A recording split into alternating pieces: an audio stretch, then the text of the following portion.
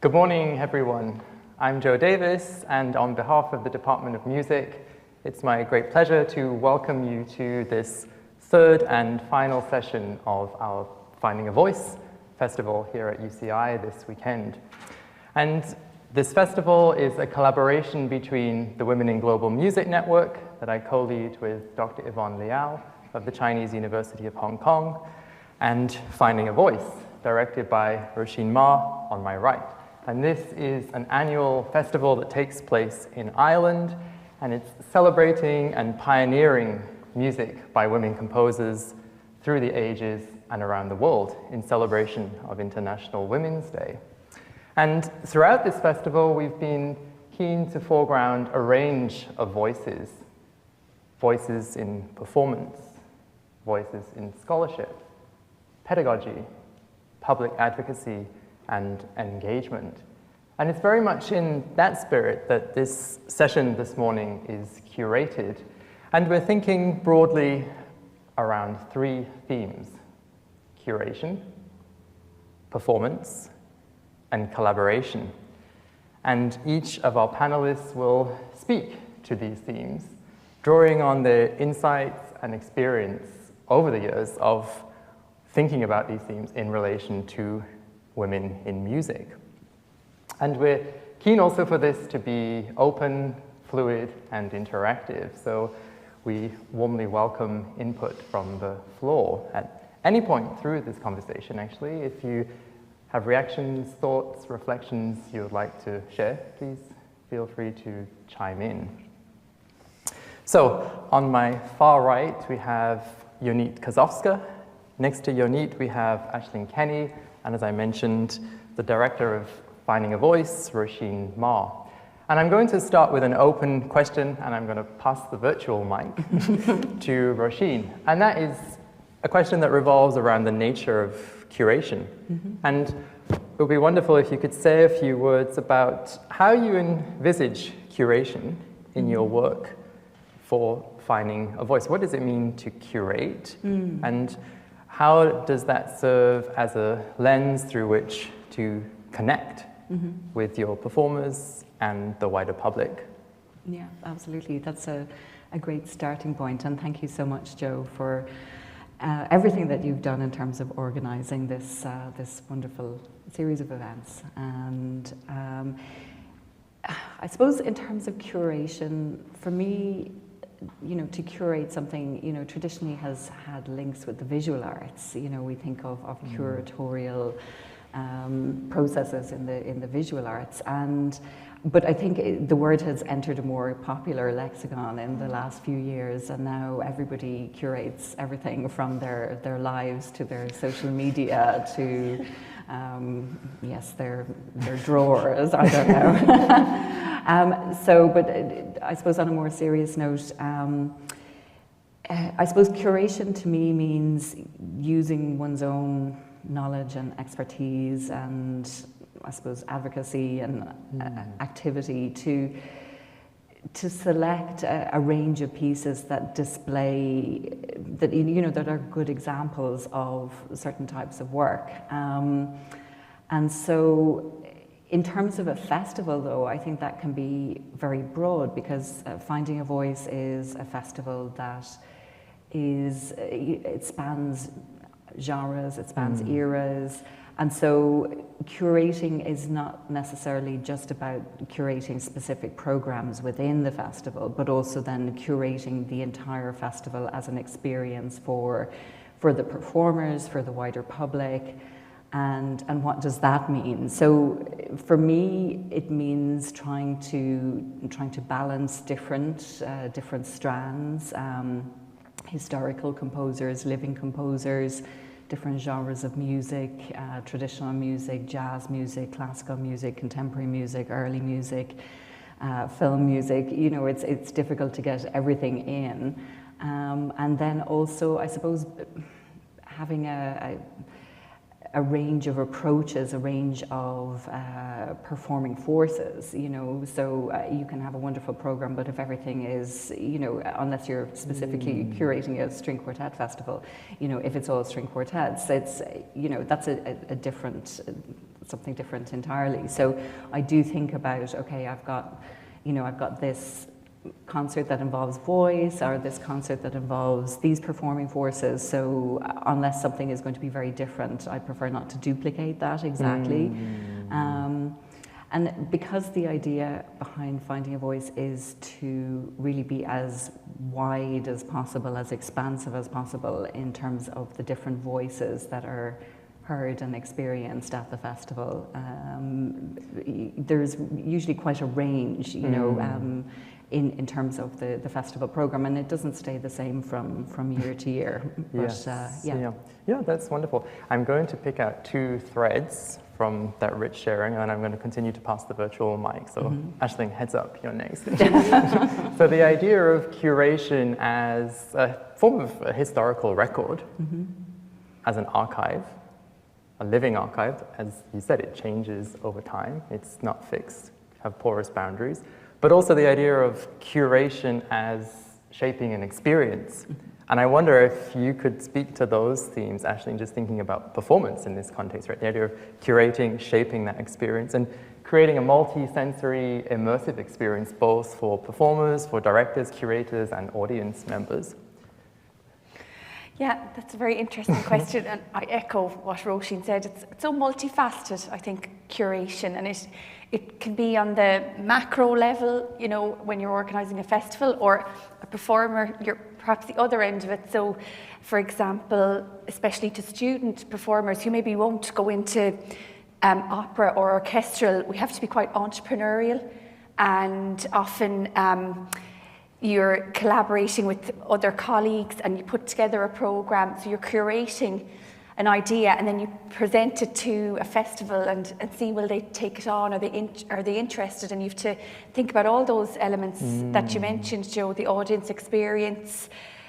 For me, it's always what music resonates with me and as with my colleagues, if we can find, then you just feel it's very organic element, and sometimes you might pick a programme that suits your forces and find a thread after that's the title, but it doesn't make it any less meaningful, if you know what I mean. But yes, certainly we're thinking on many layers, I think, when we curate our programmes. But in terms of student musicians or young musicians starting out, I would say it's important to attend festivals and to see what's out there, to see what audiences are responding to, and to make connections, with festival directors. The personal connection in music is just so important. We can send a cold email with your potential programme, but it's those personal connections that have been the most meaningful and enriching to me as a musician. And also then in terms of the actual programmes, we're talking about finding a voice, giving a voice to women composers, and just balance in that programme, balance and contrast and representation, and variety, and creating I often imagine what it's like to sit as an audience member in my concerts from beginning to end, or any event. In fact, I've had experience curating events and festivals and conferences, and I like to think about the person who comes to the conference or event or festival and what their day is like. Is there enough fun in the day? Is there enough downtime? Is there enough intensity? And in a way, it's the same with the concert programme, that balance and variety in what we do. Yeah, thanks so much. Maybe we can continue with this constellation of themes. So you're thinking about your work as a director, thinking about your work as a performer, as a pedagogue, and what curation means to you. And I was struck by what you said, actually, the idea of being an entrepreneur. And I think that's something that we can celebrate. And we can think about how music connects us, as you said, not only to each other, to the music that we perform, but also to the larger industry and what it means to be an entrepreneur within music. And I find that's a powerful way of framing the discourse. So if you could speak to any of those themes, that would be wonderful. Sure. So as much as I love live performance, I am also a really big fan of film and performance on screen. And so for about the past 4 years, I've been creating a lot of videos, art films, music videos, anywhere from 5 minutes to 1 hour. And my life is immersed in sound, but I navigate the world visually. And I really enjoy bringing those two together. And I find curation to be a tool to bring the audience in whatever way they're engaging, whether it's through sound or it's through visual or many other senses that we have, on a journey. And when you bring someone on a journey, you're managing time. And if you're curating something that's 5 minutes, you have to think about how they're experiencing that just as much as if you're curating something that is 10 minutes, that is 1 hour. What are they experiencing first through sound or sight or smell or any of the other feelings? I do projects that bring together music and imagery and music and visuals, and I'm really into the chiaroscuro of the early Baroque period and how they use light to guide the viewer where to look. They also use light as symbolism. So I think curating anything artistic is married to this idea of being an artistic director and taking somebody in an artistic journey. Where do we want them to start? Where do we want them to look or listen? How do we want them to leave at the end? What do we want them to leave with? Do we want them to leave with something very happy? Is it a happy ending? Is it loud? Is it fast? Or is it something quiet and poetic and still? So we're constantly manipulating all of these elements that are part of music and part of art. That's great, thank you. I'm seeing a thread here, hearing a thread. Roisin mentioned the visual dimension in her opening remarks, and I'm wondering actually if we can tease that out a little further. So thinking about the visual dimension of a program, what the program looks like on the page. And as you mentioned, the idea of shaping this journey through the repertoire that's performed. But just your sense of, well, from a number of angles actually, how the music looks on the page for you, and then thinking about the program as a visual artifact. It's not only a sonic experience, it's not only something that moves us emotionally, intellectually, but we can also be thinking about what it looks like. And I just wondered if that's something we could run with, both at the level of the festival curation, but also individual programs. And I'll pass back to Roisin or Aisling for that. I think, well, on a very base level, when we do our programs, we like to do sets. Maybe that's from other genres.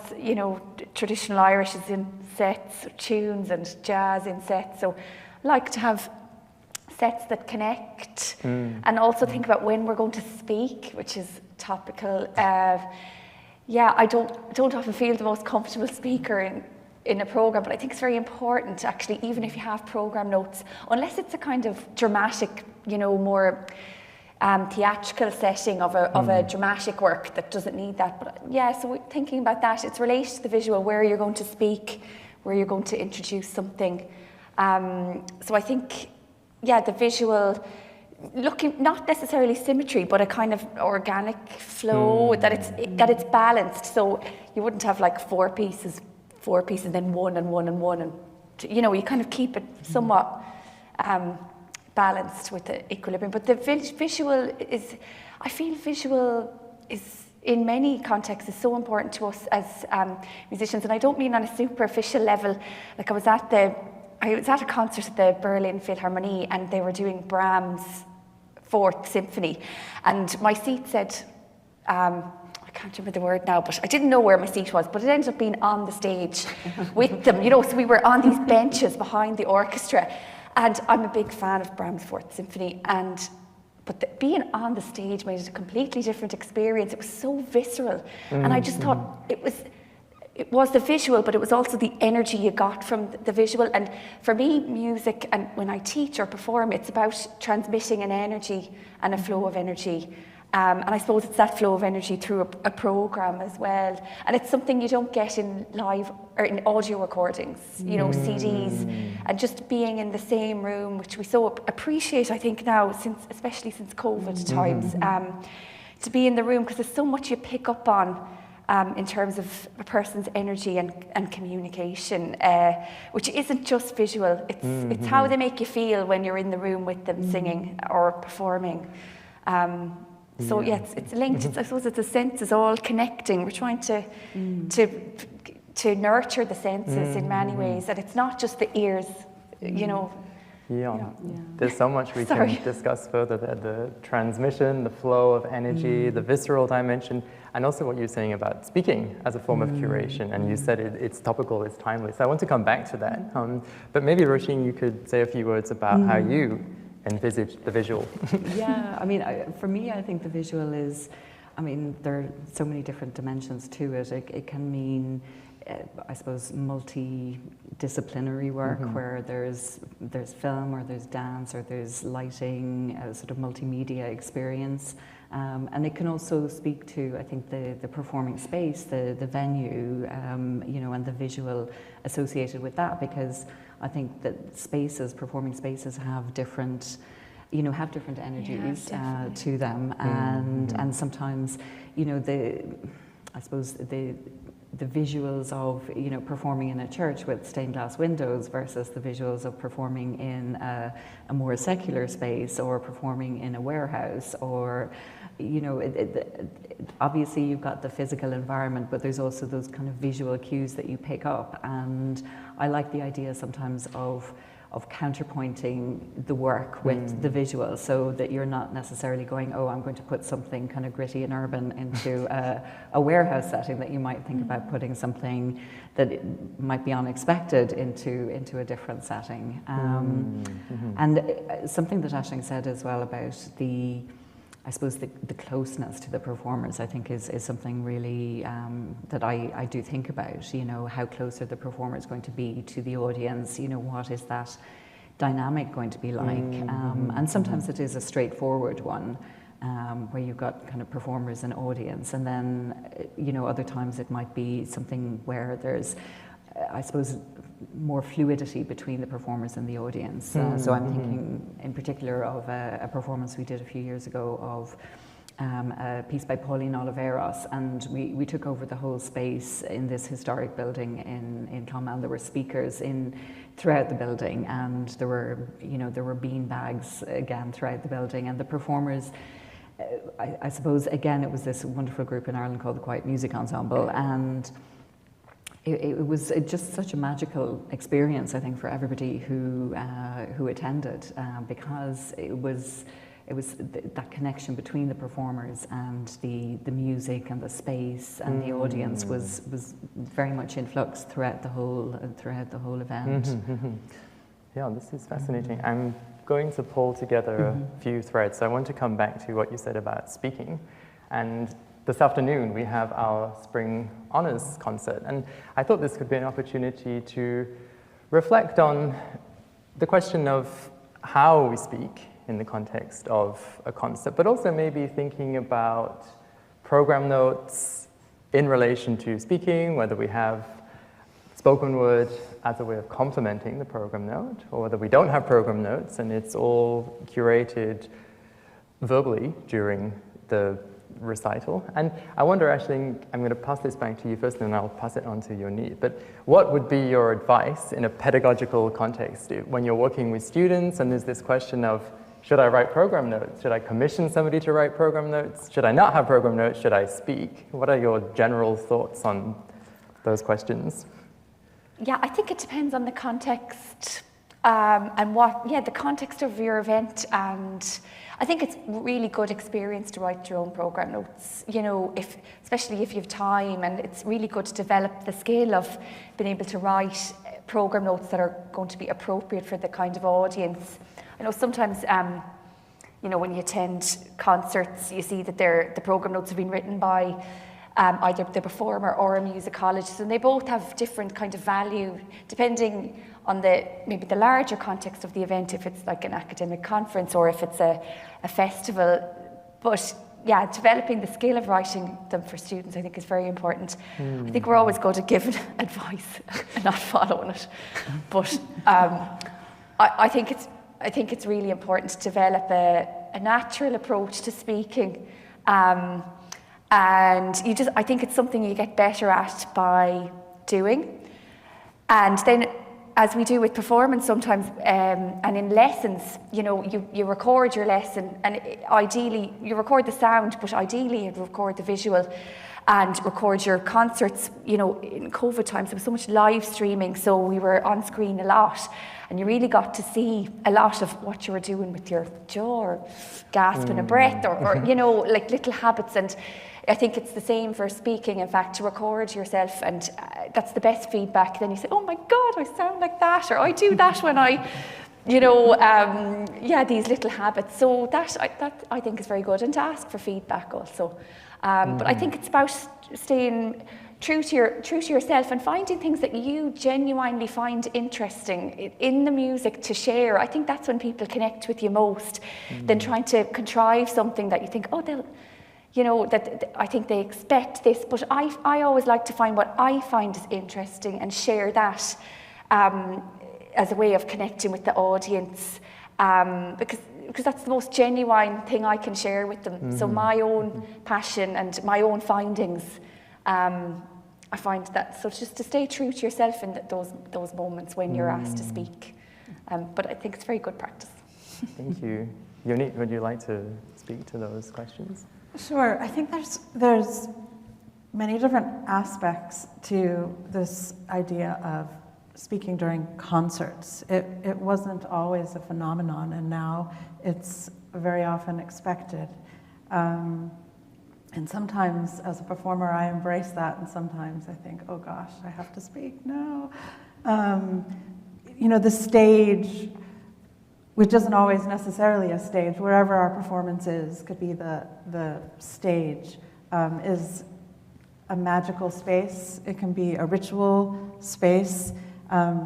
Talking can enhance that. It can also detract from that, depending on the type of the performance. But I do feel, for anyone considering a path in music, that one can really learn a lot from public speaking, and it's so similar to performance, right? We have to manage our breath, we have to manage our time, we're managing our gestures, and I've hired somebody to come in and work with our students over the years at the University of Limerick to work with the music students on public speaking. So not only are they practicing their performance practice as a musician, walking on stage, walking on off stage eloquently, they're practicing how they public speak. So I think it's a really valuable skill, and how, or rather what we put into our public speaking during concerts is very different than what we're going to insert in our program notes, right? Because program notes are long. So you literally have 30 seconds, 45 maybe, to say something about your piece of music. That takes a lot of thought and a lot of preparation. What are you going to say? How are you going to say it? And where are you going to say it? If you don't mind, I'd like to jump in there, please, Joe. And I suppose in terms of the issue around program notes and speaking in public before performances or during performances, I think with women composers that is something that's especially important, because you know, often the names are unfamiliar to the audience, and there's this genuine desire to find out more about, you know, about the composers, about those particular pieces, about the performers' reactions to those pieces. And so I feel that it has another dimension beyond, you know, if you're performing a Beethoven sonata or a piece that the audience has maybe experienced before in concert and has an existing kind of base level of knowledge about. And so I do feel that in the context of the work of finding a voice and women composers, that there's an awful lot of potential there, and it's something that's really, really vital to create that connection between performer and audience, and also that connection between the composers, whether they're contemporary and living or historical, and the audience. So yeah. This is great. I taught a graduate seminar here at UCI last year, public musicology, and in one of those seminars we were looking at different ways of engaging audiences, whether it's through a pre-concert lecture, whether it's through having spoken word throughout a concert, and we were discussing some of these issues in terms of how the spoken word can intersect with the written word. And the word musicology has come up maybe once, a few times. And I want to take this as an opportunity to think about those intersections between performance and musicology, and the idea of a pre-concert talk or spoken word throughout a concert as a form of public musicology. And I wonder what your reactions might be to that. And I know that you will combine musicological work with your performance portfolio. And I wonder to what extent your musicological brain is working during a performance or in the preparation for performance in terms of curating the experience and performance as public musicology. Any of you? It's a very interesting question. I was lucky to study in Schola Cantorum Basiliensis, which is a centre for historically informed performance, and prior to that I'd worked more as a musicologist. But you do bring many of the skills from musicology into historically informed performance, or lately the term is historically inspired. So trying to look at the context in which it would have been performed and connect, I suppose, with the original sound worlds, with the original instruments.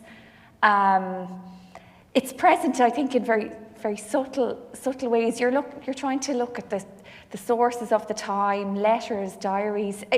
As you said, the boundaries are porous between performance and musicology. I think, again, it's about context and what suits particular events. I really support pre-concert talks, but I've seen some musicians give them before their own concerts, and I kind of wonder, how do they in terms of managing your energy? So it's brilliant when you have somebody who's an expert in the field and will, like a musicologist who might do the pre-concert talk and set up a lovely context or a counterpoint to what you're going to do in the concert. I'm definitely supportive of any of them. I suppose I always just try and seek the context and variety of that. I'd never say it's supposed to be one way.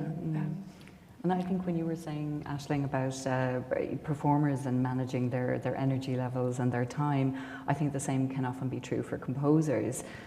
So again, if you've got a composer whose work is being performed or being premiered, often I think the pre-concert talk is not necessarily what they are sort of in the headspace for, and something like what we had last night in terms of a post-concert discussion, I think can sometimes work better, because the performance is over and there's that sort of sense of, okay, now we'll kind of talk about the music, but both can work. But I think that, as Aisling said, when you have performers or composers who are directly involved in the program of the concert, you do have to be careful about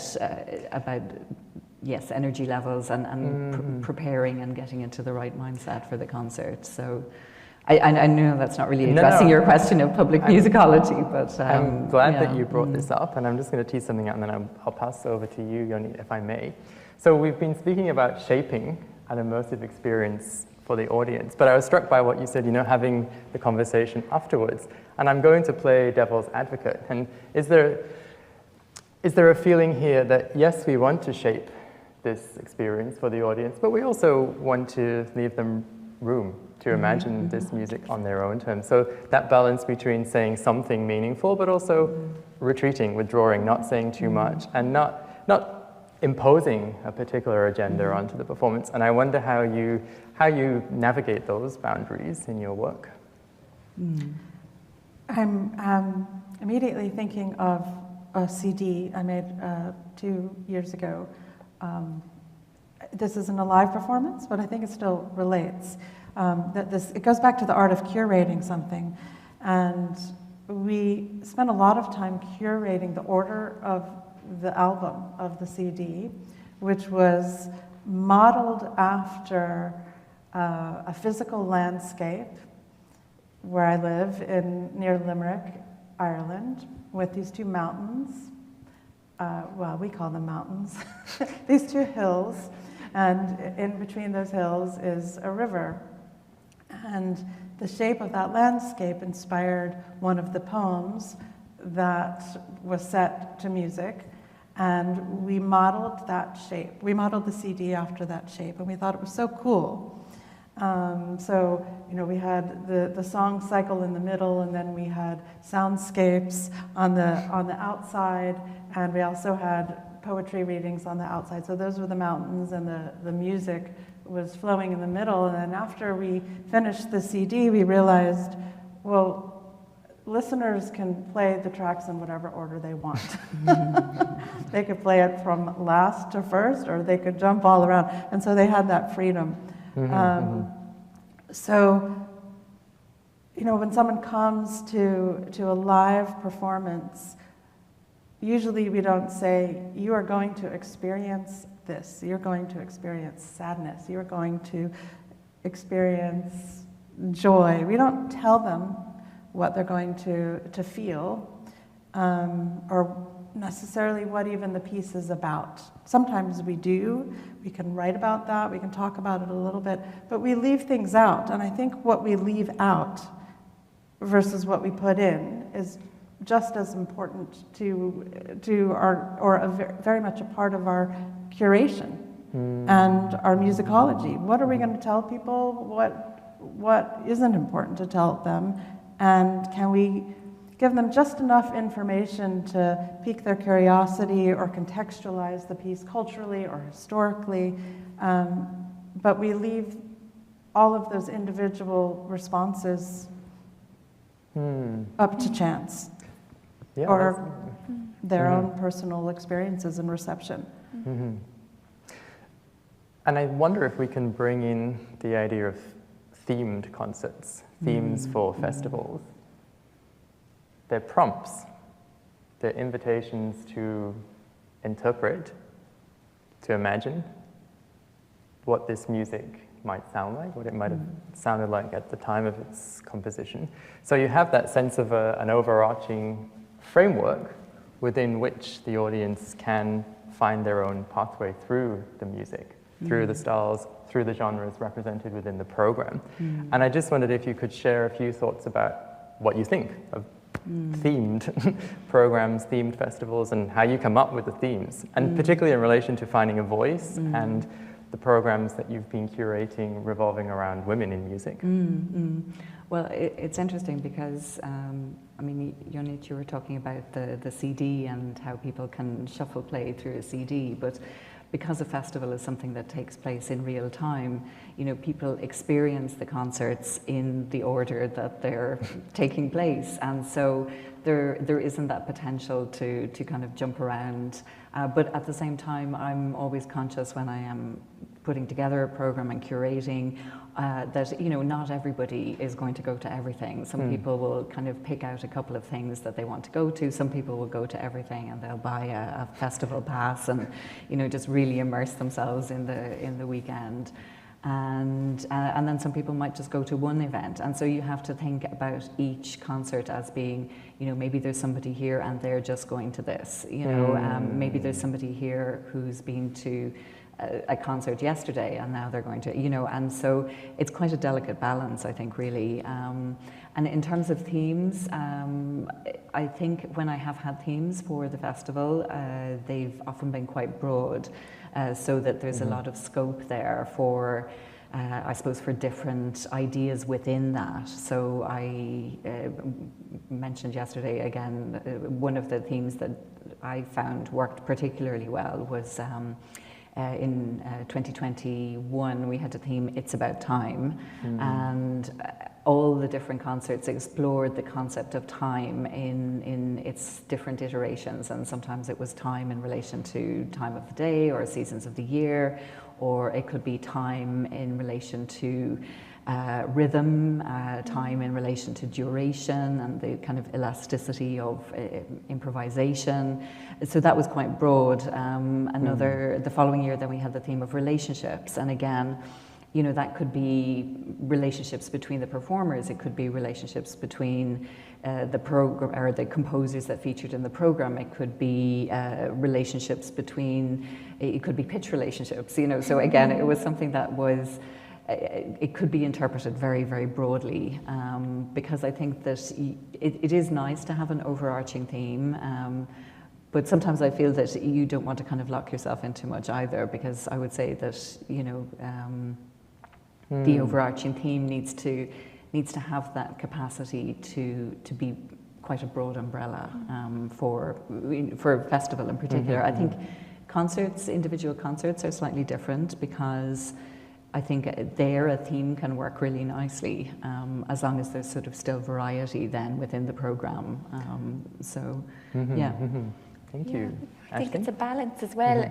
Yeah, I would very much agree with that. And it's about a balance. It's lovely to have a theme as your inspiration, but then to have the freedom. So you're balancing between having a thread that connects, but also having the freedom as a concert curating on that level, a concert curator, to do what you think will go together. Often if it's too prescriptive, which I've experienced rarely, but yeah, you feel that the program doesn't exactly ring true to what you would like in a program. So it's but at the same time, to have no theme, sometimes it's a little bit like feeling in the dark. So it's that balance of having a thread, but also the freedom to connect. And sometimes after we've put together a program, we find the thread and find the title, which there are hidden threads too, I think, that emerge. Exactly. Yeah. But back to the visual dimension, we've had landscapes, we've had framing.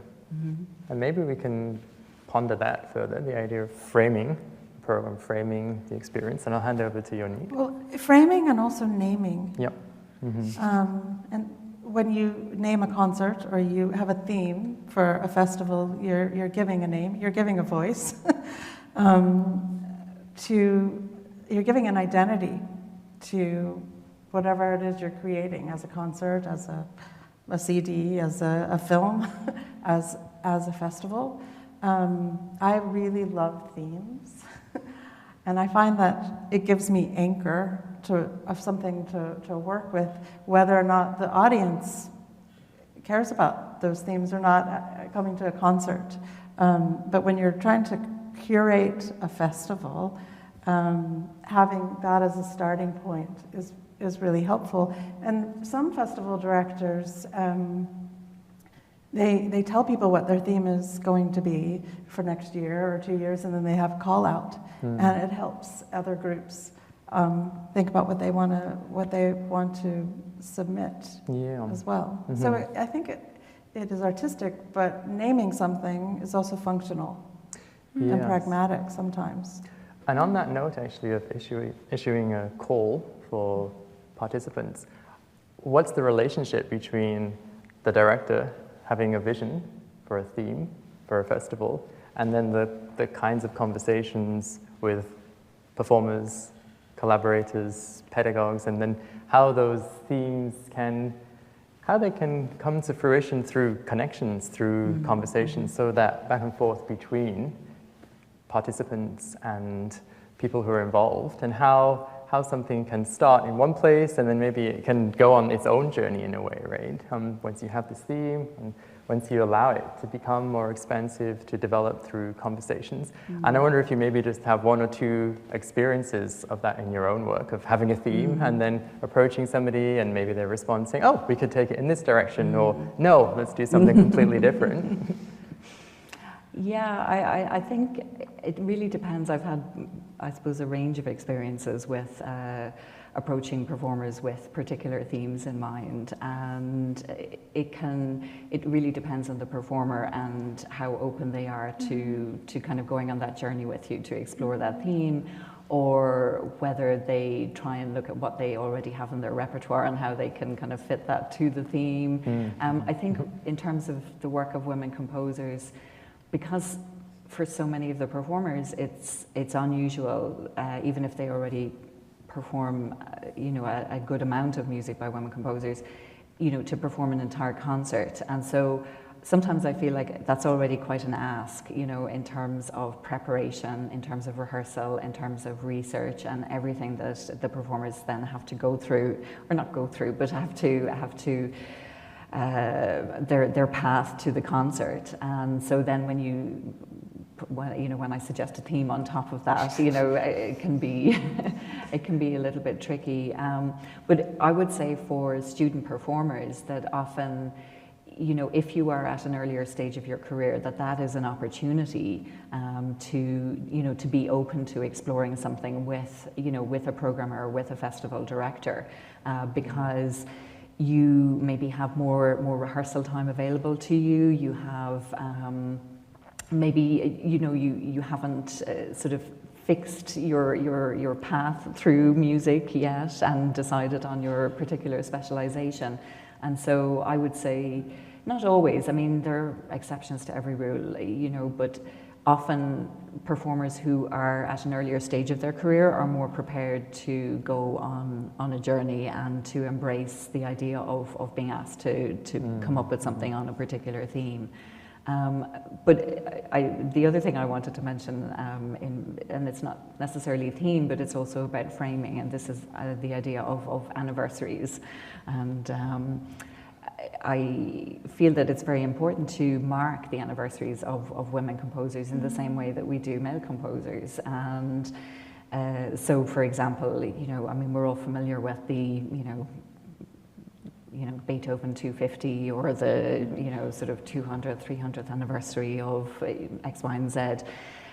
So I try to do that as well with Finding a Voice, to look at significant centenaries or bicentenaries, or even particular works that have, I suppose, centenaries, or we tend to kind of go in tens, or 50 years since the first performance of this work. And I mean, sometimes it can be helpful, I think, to look at that as well, even as a student, and see, okay, is there a composer that I specialize in performing in? Are there any significant sort of dates coming up for that composer that I can maybe approach a festival director with? So yes, anyway, I know I'm going slightly off your theme there. No, but this is great. Yeah. Any reactions, responses? I was just struck when Unique said functional, and I think curation is the balancing of the artistic and the functional or practical as well. It's a whole set of skills and challenges, and that's teams give that structure to maybe some nebulous artistic ideas, but it is that balance, isn't it, in terms of funding, money, time, and your artistic inspiration. It's where a lot of skills come together, especially in the role of director, but us as musicians as well. We have to embrace elements of that, and realistic, what we can achieve, or what our goals are, but what we can achieve within the parameters as well. I think that's, it just struck me how important, how those practical, and this session is called a practical session, isn't it? And yeah, it's very, very practical, the whole side of curation. And the artistic side, the performer side as well. Are we going to be tired 40 minutes into the concert, or do we need a warm up, or is that piece, should we start with something fast and difficult, or slow and easy? Yeah. So I have one further fairly large thread to pull out of what we've been discussing. These terms have come up already in various guises: time and temporality. And we've been toying with the idea of curation as multi-layered, multifaceted, and I want to think about time and temporality in various contexts. So, Roisin, you mentioned the idea of time and how that plays out at the largest level of curating a festival. I want to also think about it in terms of the timing of a recital. And as you said, Aisling, this is called a practical session. So we can think both conceptually and practically about this. And as I said, I realize this is a large topic, but maybe we can start with a practical way into this. And we've been talking about shaping journeys. What are your thoughts on the length of concerts? And also, maybe we can tie this in with how we consume. And you mentioned, Yoni, that a lot of times these days we're listening maybe on YouTube or Spotify, we're listening to pieces out of order. And how does that potentially feed into how we shape live experiences, attention spans, and what we want audiences to get out of this experience? So what's the ideal length for a concert? I think it's, well, to jump in there, I think it has changed since COVID because prior to COVID, I think that I would have leaned more towards, particularly for evening concerts. I think lunchtime concerts are slightly different in that they tend to have a span of, maybe about 45, 50 minutes so that people can go to them in their lunchtime. But in terms of evening concerts, I would have always programmed concerts that had an interval, that had two halves. And then I think post-COVID, when audiences started coming back into venues, there was a sense of, we don't need, people don't want to be mingling and, they don't want to be sort of around other people for too long. And so we started looking at doing kind of, just under an hour concerts without an interval. And I think there is something really nice about that. It also frees up, as a festival programmer, it frees up the possibility of doing something else later in the evening. So say, for example, if you have a concert at 7:30 and then you might have something else at 9:00 in a different venue, or, and I mean, there are obviously a lot of practical considerations, but there's for and against. I mean, I think that then you do lose that idea of a program having, having a shape, having maybe a first half and a second half that are balanced, having that opportunity for people to just literally get up and walk around in the interval and talk to one another and interact. So there's definitely, I wouldn't say that there's a best way, but those are some thoughts, I think, from the point of view of the festival. Thank you. So let's say for now, just under 1 hour. We'll gather thoughts, and I'm going to open this up to the floor for thoughts and reactions on lengths of programs. But let's hear from each of the panelists first. Yonit or Aisling? Is the question still, what's the ideal time? Yeah, I think it depends on the day, on the time of day, right? Like Roisin said, a lunchtime concert tends to be shorter. I love lunchtime concerts. I'm not a nighttime person. I could do lunchtime concerts all the time and be happy. Evening concerts are more substantial, and often the ticket prices are higher. So you have to provide a concert that the audience feels is worth their money as well. So, anything under an hour is usually too short, so that's something else to think about. And also, the longer a concert is, you have to think differently in terms of variety and sustaining their attention. So if, I could sit for 3 hours and listen to a solo lute recital just of Dowland, but I don't think that most audiences would like to listen to that for 3 hours. Maybe they can, but the feedback that I get is that no, we need more variety in texture and in timbre and sometimes different acts. Yes. Great. So variety, texture, the question of whether we want a 3-hour recital, longer, shorter. Aisling? Yeah, I think, what Roisin said resonates with me. I think the no interval is definitely becoming a theme. I think there'll always be space for the traditional evening recital with the interval and a drink. It's a nice evening out, but there's definitely more variety in how we can approach it now. So no interval, I would say 60 to 90 minutes with no interval perhaps. And the timing as well, from both audience and performers, people are loving early concerts now. So they can get a dinner after, So 6 o'clock is lovely. Everyone loves to to be done by 7:30 or 8, especially if you have to get home for very practical terms. And then I love late night concerts, these new 10 p.m.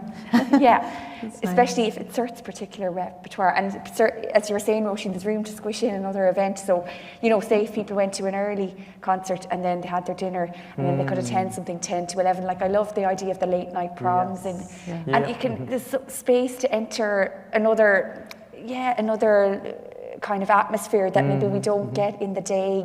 You're certain it's going to be dark, and and it can be just a different dynamic, different energy. So I'm glad to say it's becoming more plural in how we can approach it. And I think as long as you can stand over your justification, I think in a way it's becoming a little bit like anything goes. As long as you look after the audience, I would say, in terms of their energy. But I think there's room to explore. Look after the performer, because thinking of you as a singer particularly, and 60 to 90 minutes of continuous singing, I'm sure is... Yeah, it can be challenging, but we try and put in some instrumentals then. And it depends on what kind of recital it is, if it's one performer, two performers. If you've got a big bunch of people, that are maybe getting the same fee, whether it's a short concert or a long concert, you want to get, decent, a decent evening's music as well, and a chance to perform the works with the forces you have. So the length of the actual composer's work will dictate as well. I mean, we did, Bach's Matthew Passion is going to be 3 hours no matter what, but it's 3 hours I'd happily give. Well, one of the things that I experimented with slightly this year, and it worked quite well, was having two completely different sets of performing forces and having an interval, and having kind of shorter, kind of 30 to 40 minute programs. And from the point of view of programming music by women composers, it means that you're not asking the performers to prepare as much repertoire, and it's more manageable, I think, for them to conceive of preparing a half-hour program or a 40-minute program, rather than, okay, I have to prepare 60 to 90 minutes of music by women composers that maybe much of it I haven't performed previously.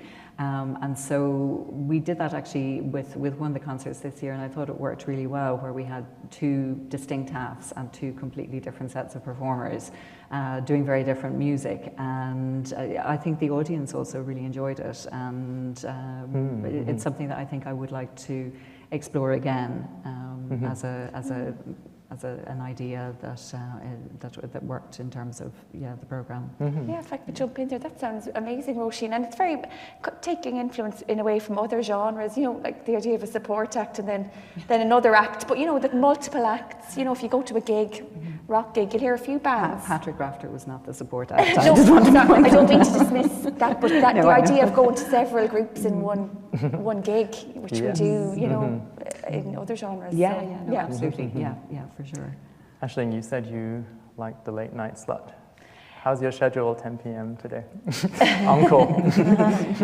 So let's open this up actually. So we've had a range of responses to that question of what are we drawn to when we're looking through festival brochures, when we're deciding what concerts to go to, whether it's a lunchtime concert, an early evening concert, a late night concert. And I'd love to hear your thoughts. What do you find exciting about programs? What are you drawn to? And what do you feel is the ideal length? And I realize that this is contingent on a number of factors, some practical factors and what you have going on in your life more generally. But what would you find particularly innovative in the current climate when you're looking at programs? Thinking about all these issues actually, time, themes, representation, diversity, inclusion, equality of voices.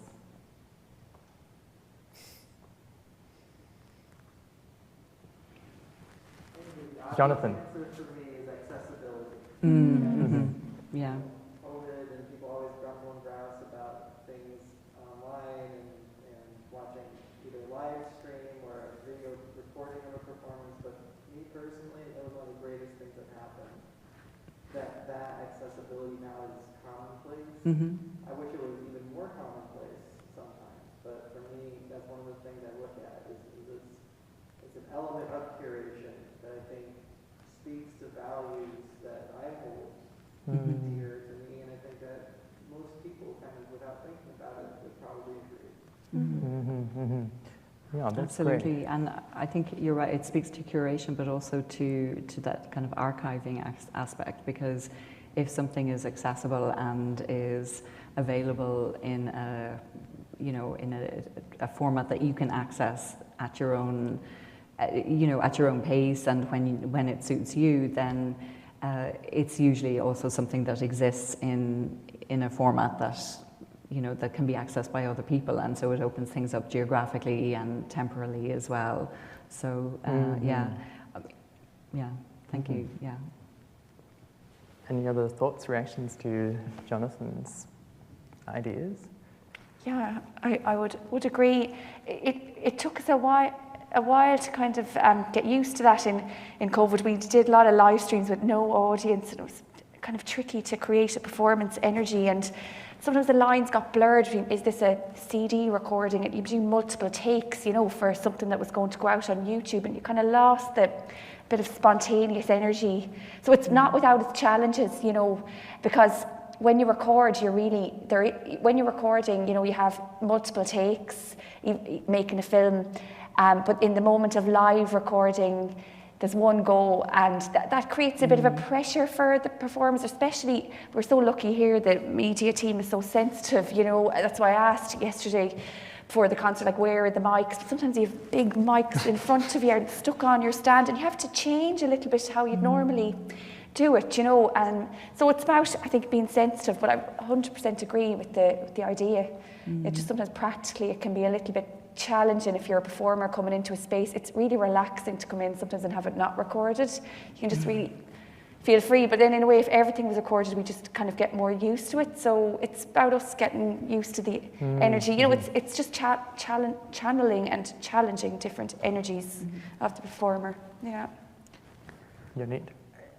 One thing that I feel I've taken away from the past 4 years, especially through COVID, is that I'm thinking so differently about what accessibility means, and relevance, and is it artistic, is it the music or the issues or the themes that are relevant or accessible, and also how is our delivery physically accessible to diverse audiences, whether it's on screen, from home or from wherever, or in a concert space. And that impacts our curation and our artistic ideas behind the scenes and our delivery. So times are really changing, and as artists, I feel a responsibility to be a part of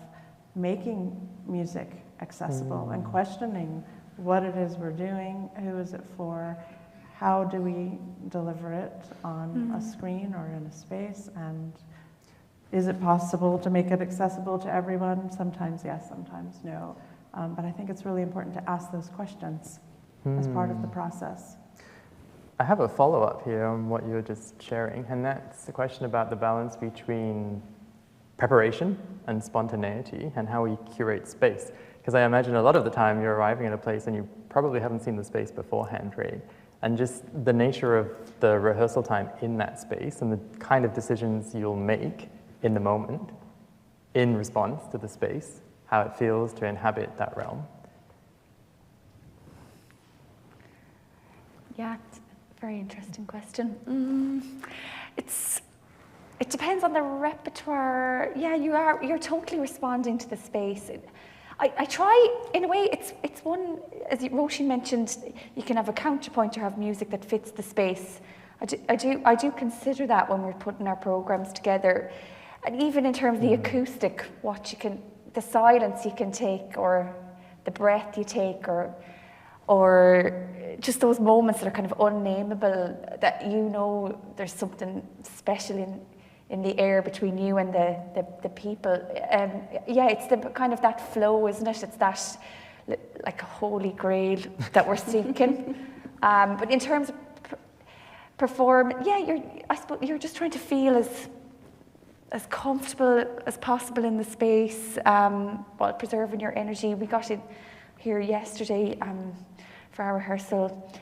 Yeah, I have to reflect on that more, I think, Joe. But they're very interesting questions. Yeah. Sometimes with early music, I feel we ornament more improvisation, so that maybe there's a little bit more room for kind of more spontaneity in terms of what we might do in terms of silence and ornamentation. But yeah, it's interesting. I would need to ponder it further. Great.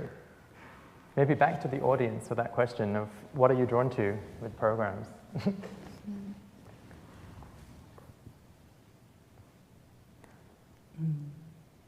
Thoughts are percolating. I see hands. I think something that struck me quite a bit yesterday was the participative nature of how the concept started. And I think that blurring of the boundaries between the performer and the audience is something that we've seen a lot in theater, for example, and even in concerts for popular music. That's very much the audience is a community, forms a part of the community with the performer in experiencing the night, or if it's a day performance, I guess. Yeah. But I was just wondering, like, in thinking about disseminating or popularizing music by women composers, like, how has that featured in, for example, the programming for festivals or for performances being done? Is it very commonplace now to do more participative forms of programs? Well, I think the way that Aisling opened the concert last night was something that you have done in Clonmel, and again, it was such a beautiful moment for the audience to all become so involved. It is something I would like to do more of, because I think it's really important to involve the audience in different ways. But I think it's something that I'm still trying to work out different ways of doing, because it really depends on the repertoire and it depends on the program. But absolutely, it's something that I try to, I suppose, try to have at least one event that is quite, even if it's not as participatory as that opening last night, that there is some sort of audience interaction. So yeah, I mean, it is something that I think about. I don't know that I always necessarily achieve it in the program, but yeah, it's a good way to go, because I think also for people to feel involved, in the music, especially if it's historical music by women composers, or even contemporary music by women composers, in the creation of that, I think there's something very special about that. Yeah, it's easy to do with something like Bingen, but harder with leader.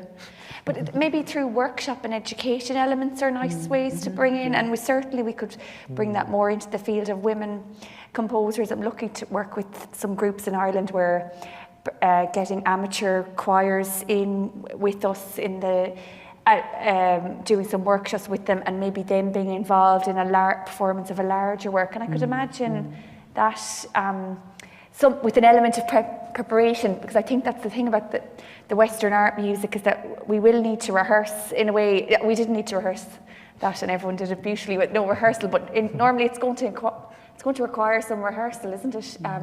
If there's an element like that. But yeah, it's special when you can find those moments. And I think what's been special for me in concerts, the most memorable concerts, are where someone does something unexpected. And if you do it all the time, it becomes a little bit passé or not as special. So I think in a way it's precious that it's not so often done as well. And on that note too, I hope, I know it's really challenging for students and all musicians, but I think we have to attend concerts. I love going to concerts and I go to them as much as possible, but I'm often surprised that colleagues don't go enough. And I think you learn a lot, you're supporting, and when you're a student, I know it feels like you have no time for anything, but when you leave college, you've even less time, and it is a time to go to really go to concerts and challenge yourself and go to all genres of live performance. And because I feel with the performance you leave a little bit changed, a little bit thinking a little bit differently, or something sitting a little bit differently, and it's just so important for us, the practitioners, to also go and support, on a very basic level, I think that's important. Yeah. You keep coming back to this massive concept of time and temporality. I know for me, when I was a student, there was so much time to rehearse and delve into pieces and collaborate in chamber music and argue with, healthily argue with people about the music. And then the real world came, and there wasn't as much time. And often you have to show up for a gig and you have 3 hours to rehearse. But when you have your own groups and you can sort of curate your own projects, which I really love, you can find more time to get deeper into the music and deeper into the collaboration. For me, that's where the magic happens. So I really encourage everyone to find ways to make ample time to go deeply into music in whatever way that means for you. This is a nice segue. So we started with the practical exploration of the potential lengths of recitals. Maybe we can build this up now. You're referring here to deeper engagement, deeper meanings. And I wonder if we can think about the philosophical aspects of time. So you're in the performance, and your recital yesterday evening was a wonderful example of this, the idea of a program that journeys through the ages, from the 12th century to the present day. How are you thinking about time in that context? What does it mean to bring this music to life, to move through the ages? And how are you thinking about time? Yeah, I do have some thoughts on that in terms of how time, especially with song, you've got the words set to a melody and an accompaniment or an interactive partnership happening, and I think it's a very timeless thing actually, that goes from lute song, right, or songs with harpsichord or with piano, right up until the 20th century, and the likes of Joni Mitchell came up, and her contemporaries, Bob Dylan. It's the same, this energy of just trying to communicate a message in this really special medium. So in a way, there's a sense of timelessness. I think the boundaries of time become a little bit blurred, and I think if you're in your flow, time should feel like it's either stood still or gone very fast, but not that you're waiting for it to, when you're in that long film and you're like, how long is left? Yeah, I think there's a sense of timelessness, and we do play with time as musicians. We manipulate and play with it. And one inspiring lecturer in Basel said, music is Anthony Rooley, who was a very fine lutenist, renowned lutenist, and he used to quote, I think his name was Marenzio Ficini, who said, music is a decoration of silence. And that always stayed with me. Don't always achieve it, but that decoration of silence and a decoration of time, I suppose. And actually, that time, space. My sister's a physicist, and sometimes don't know what she's talking about, but other times we get into good, really interesting discussions about time and space, and with Oppenheimer and the Einstein on Netflix.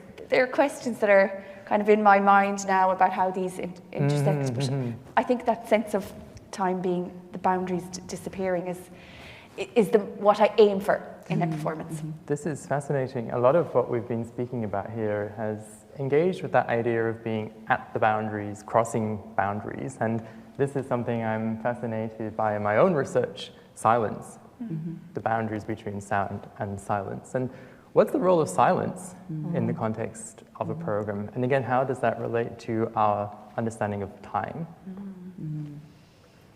Maybe Yonit or Rasheen, or we'll give Aisling a break for now. Or you can jump straight in if you want to.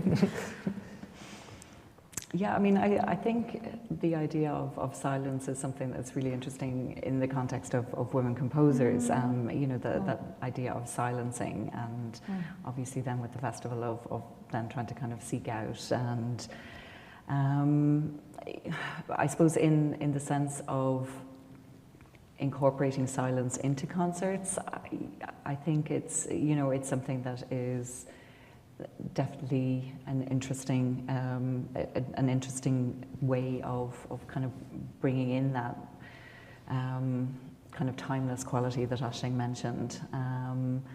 So it's not something I've thought about hugely in relation to the kind of curatorial aspect. I suppose, you know, when I think about silence and reflectivity, I think about sort of two ends of the spectrum in terms of women composers. So I think about Hildegard, and then I also think about people like Pauline Oliveros, or you know, contemporary composers who explore that idea of silence. And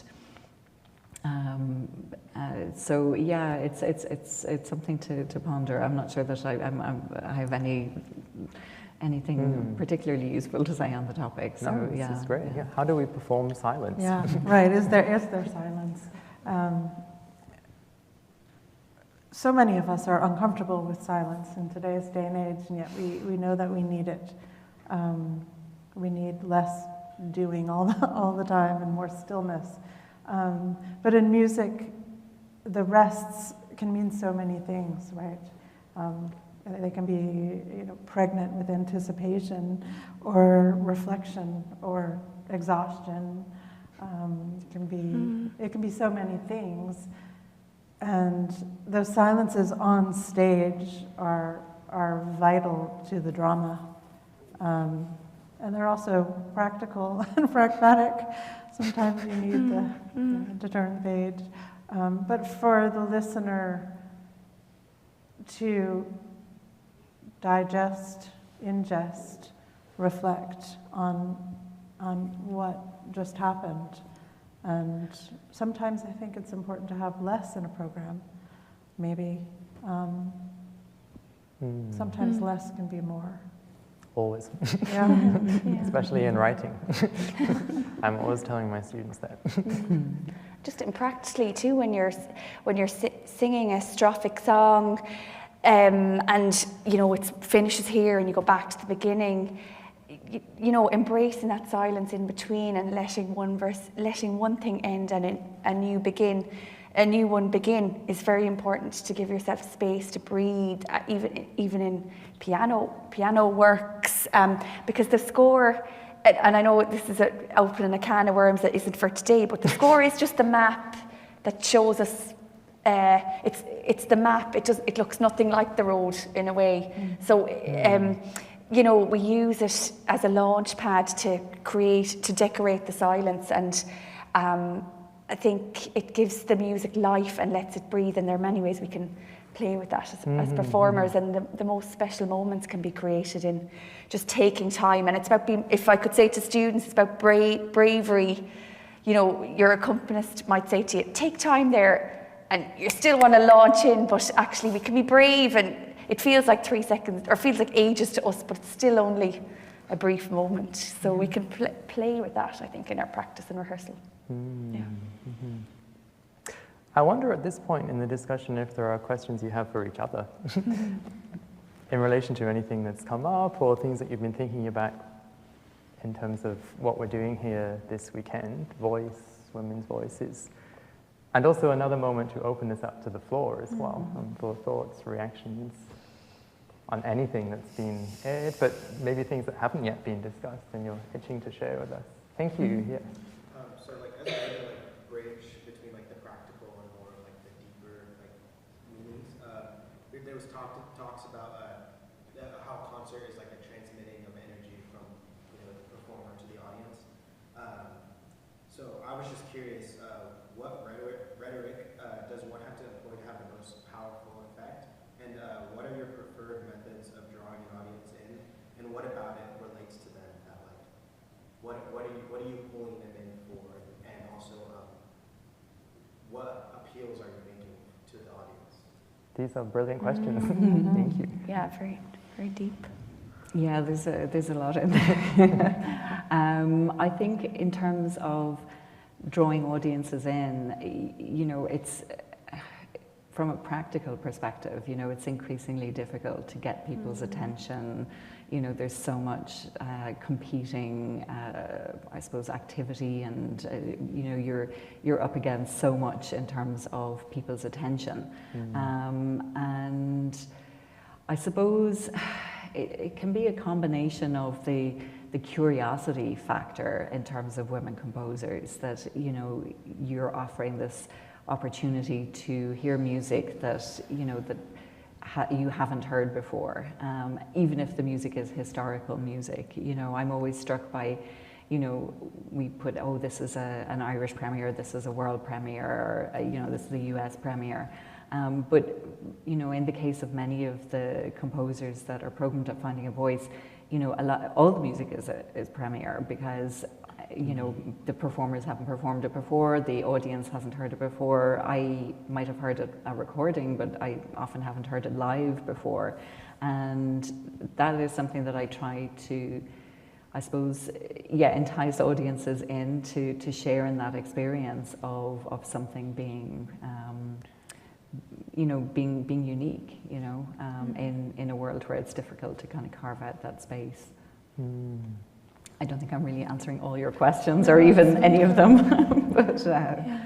I think it's very much a two-way thing as well, this flow of energy, that you get enormous energy back from the audience, so it's an exchange of energy. But personally, working as a singer and on technique and everything, found that actually it's about a kind of inner confidence and inner peace, inner feeling of being settled, and instead of having to reach out and send your message, that you kind of can, you strive to be as close to your authentic self, that naturally draws the audience in, instead of trying to say, oh, I have something to tell you, but actually if you're a little bit quieter or more still. Obviously these are goals to strive for, you know, it's a work in progress. I think the notion of creating art live in the moment, but that sense, the performance you draw me in, that's what it is for me. But I'm always struck at the totally diverse reactions. You could be sitting next to your neighbour and they have a different reaction to a concert. So it's what's going on with you as well, what's happening in your life, how you respond to a certain piece. Some people are so moved by one piece, and other people it leaves them cold. So it can be very... So I think for us as performers, that kind of gives us a sense of that we can't please everybody, you know, and that you have to just stay true to yourself and serve the music. That's the goal, you know, and let it flow through you. But any kind of attempt to manipulate the audience, or I think for me personally doesn't work, but it's quite a personal thing. But they're very interesting questions, I think, that deserve further reflection. I think it also ties in to the space. If we have a choice of where to perform, that's framing the music, and how, if we're staging something, is that a tool to reach the audience?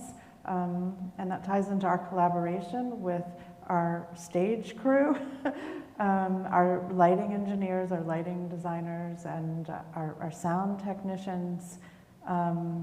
I remember in 2018 I performed Winterreise. I know this isn't by Schubert, I know this isn't a female composer, but I wanted to reach a certain audience that I knew from their feedback had a perception previously of classical music being very elite and standoffish, and they didn't like concert halls.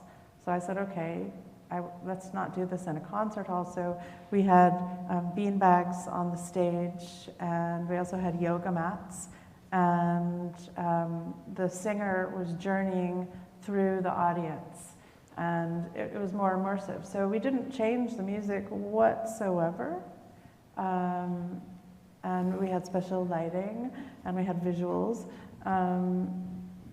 But we didn't want it to be gimmicky, but it was kind of a rhetorical or a staging device in order to try to make this music accessible to an audience that otherwise had a you know, a barrier against accessing this magical music. Well, one of the things that I find with finding a voice is that there's a sort of an equalizing effect when the music is equally unknown to everybody in the audience. So even though you might have someone in the audience who's a bit of a music expert and goes to a lot of concerts, you know, they're as unfamiliar with the music as someone who is, you know, just coming along to go to a concert and doesn't know anything about, you know, no one knows much about the composers or has heard the music previously. And so I find that that creates this really interesting kind of dynamic, I think, you know, because everybody then is really quite open to the music, and there's no sense that, you know, some people in the audience are kind of privileged and they've heard it many times before, and there's that kind of freshness and newness, I think, to the enterprise that's really important. This has been a really rich and inspiring conversation, and I think, as it's been clear from the topics we've discussed, much has been achieved, but there's still much more that we can all be doing to pioneer women's voices and voices of composers of all genders. And I feel that we've reached a poignant moment in our journey together today, and that's Aisling's point about finding inner peace and being true to oneself. And I want to draw this conversation to a close by taking a moment to reflect and to center ourselves and to think about the kinds of voices that we want to have in our personal and professional lives, and to think about how we listen, how we connect, whose voices, how do we engage with one another, and to embrace silence. And also to take this opportunity to thank everyone who has made this festival possible. And I want to begin with heartfelt gratitude to my co-organizer, Roisin Ma.